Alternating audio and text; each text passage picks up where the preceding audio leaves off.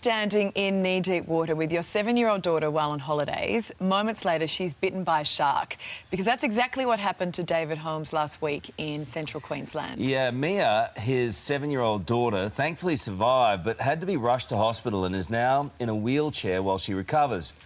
And David joins us now. David, good morning to you. Gee, it's been a terrible week for you.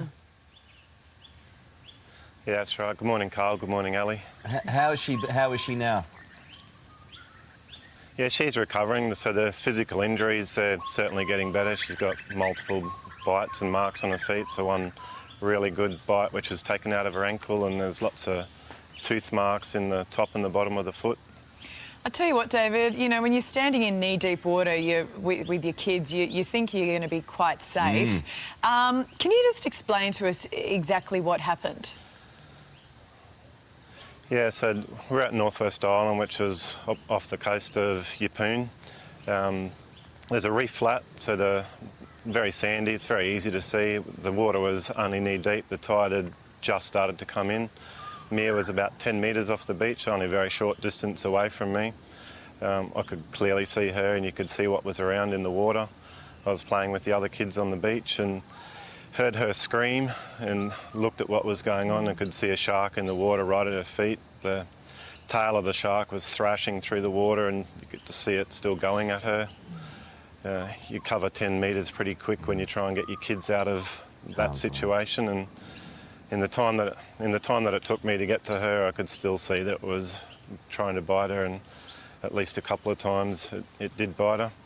And I tried to grab her and pull her out of the water, and the shark's head was still right at my feet.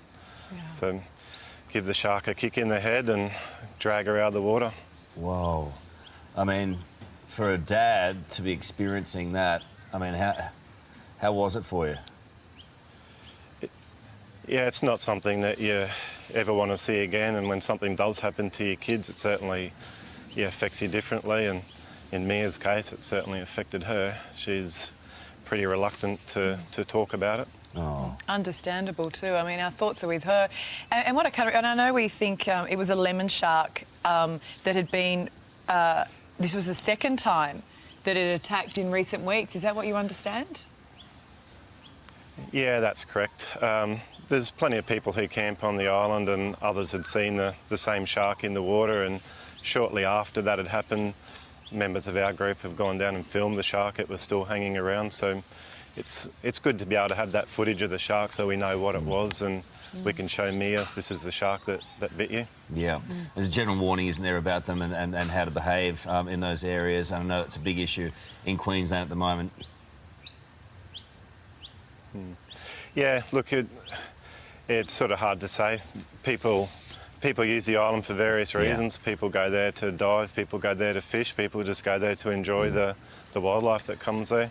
In our case, for Mia, she wanted to see the big turtles and the baby turtles, and she's missed out on seeing that because of what's happened. Okay. Well, hopefully she can go back home. I mean, you're a proper Queensland bloke. There's a shark in the water and you just kick it in the head. Good on you, mate. Thank you for being with us today, and best of luck. And give our love to Mia, and hopefully she can go back there and check it out there one day soon. Thank you. What a frightening thing to see as a dad. Yeah, and you just then don't want her to be scared of water moving forward either, do you? A bit of education. I think we all need that as well.